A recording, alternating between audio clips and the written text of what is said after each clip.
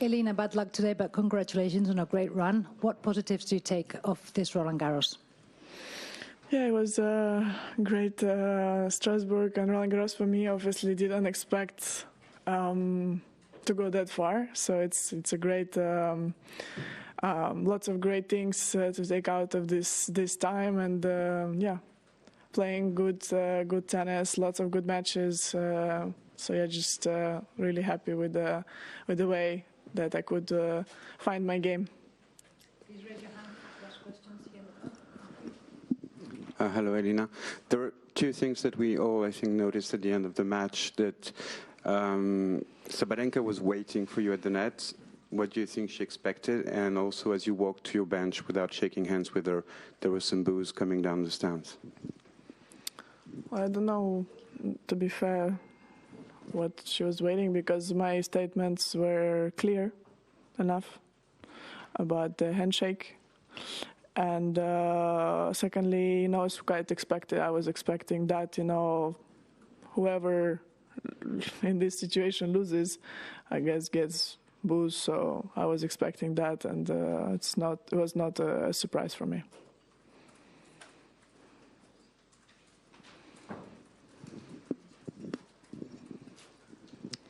Do you think that by standing at the net like that, Sabalenka kind of, you know, sort of inflamed the situation a bit? Obviously, your previous opponents have shown respect to your position in the way that they've acted. Yeah, I think so, unfortunately.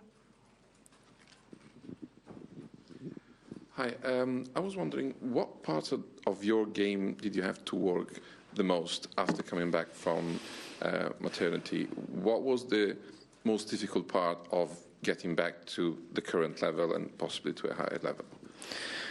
Well, to be fair, a little bit of everything. Physically, I was trying to come back because obviously not playing and not taking the racket for 8 months, you need to work on everything to play again at the good level, to be able to compete against top players, try to, you know, to improve everything, starting from the serve and ending with the physical, mental conditions. You know, everything is just has to be started again, and that's why I'm really proud of these past days that I've been playing lots of intense matches, a lot of matches where I showed a good level of tennis, and yeah, just lots of things positive from these matches that I played in Strasbourg and here, of course. Hey, Elina, you've come here and talked about some difficult things. Aryna chose not to for the last 2 matches. Do you think that gives a player an advantage if you have one player having to go by having one set of rules and the rest of the field having to go by another set of rules? Well, definitely, I think it should be equal for everyone. And like, for example, why Naomi got fined last time and this time there is no fine for the player, which also skipped the press conference. So this is like, if there would be no fine for Naomi, maybe it would be different. But you know, why they should be equal for every situation. Yeah, just I faced the difficulties. I faced the difficulty also with the question about Novak, about his statement about Kosovo.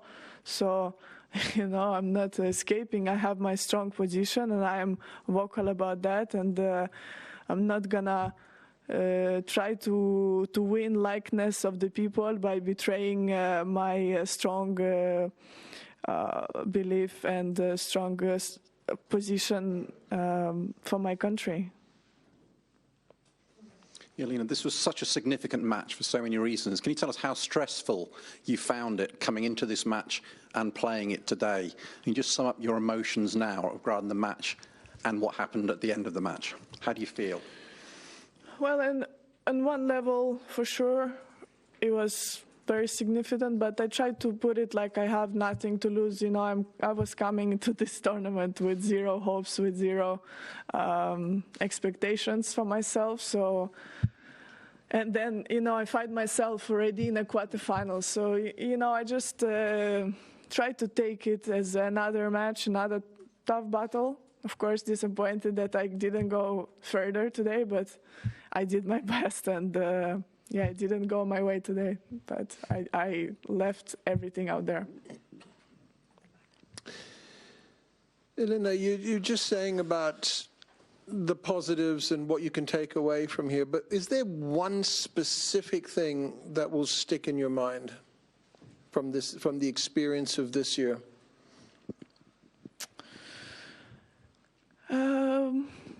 Facing difficulties. This year was difficult and different on the court, off the court, with you guys here, you know, with the difficult questions.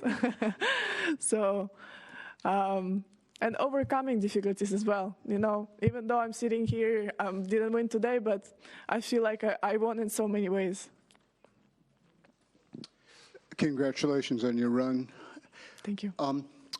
There are many, many top Ukrainian women tennis players, and the Ukrainians on the battlefield have been really strong and have surprised many. What makes the Ukrainian people so strong? I think the spirit that we united together, and the spirit that nothing comes easy to us ever. I already said that like years before, that all of us, like if you take all the girls that are right now, like Tsurenko, Kostyuk, Kalinina, we all had to overcome difficulties with the money, with the place to practice, with the coaches. You know, when we were growing up, it was really not so much, no one really knew tennis at that time. So I think this fighting spirit that we have, and right now, I think the power of being united all together for one goal to win. Elina, congratulations on your great run here. Everyone has said how much you've inspired people around the world. How much do you think you've inspired yourself? Definitely. This run in Strasbourg and Roland Garros inspired me to work hard, to continue working hard, to continue doing steps on the practice court, you know, that I'm doing right things. Of course, you know, I want to win every time I step on the court, but sometimes, you know, from the tough matches, you can see what you need to improve, what you, where are you with your game, and yeah, just lots of good things that gonna push me and give me the confidence to move forward for the next tournaments. Elina, I feel like saying congrats already, but do you feel the Tour and the Grand Slam should solve that handshake issues by just saying to your opponents from Russia and Belarus to not expect anything and just to move on? Have you asked for them to spread the word, or do you think something can be made so you don't have to get booed on the stadiums? Well, definitely, this would be the, I think, ideal from them to do that. I already was thinking about that before, but yeah, I should have probably tell them about this, because it will be just easier for, I guess, for everyone. How about last questions, please? Hi, Elina. What was your internal thought and reaction when you saw Aryna standing up at the net the way she was? And did you consider going over to, obviously not to shake her hand, but to say anything to her? My initial reaction, I don't know, was like, what are you doing? Because, yeah, I mean, on my press conference, I say my clear position, so I don't know, maybe she's not on social media during the tournaments, but it's pretty clear. I made multiple statements that I'm not shaking hands, and she played obviously Marta as well the first round, so it's quite simple, you know.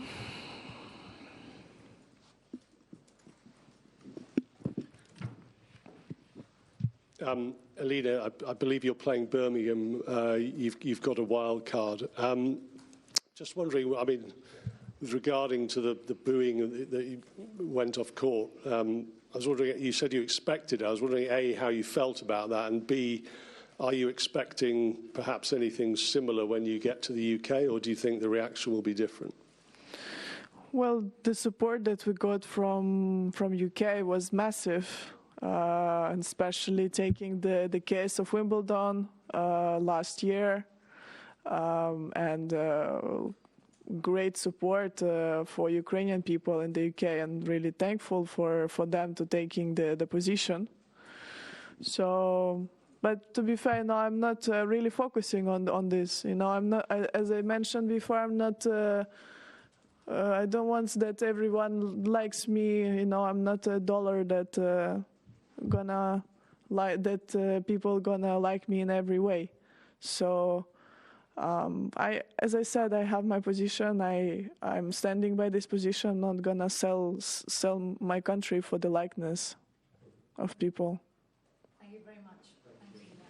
Thank you.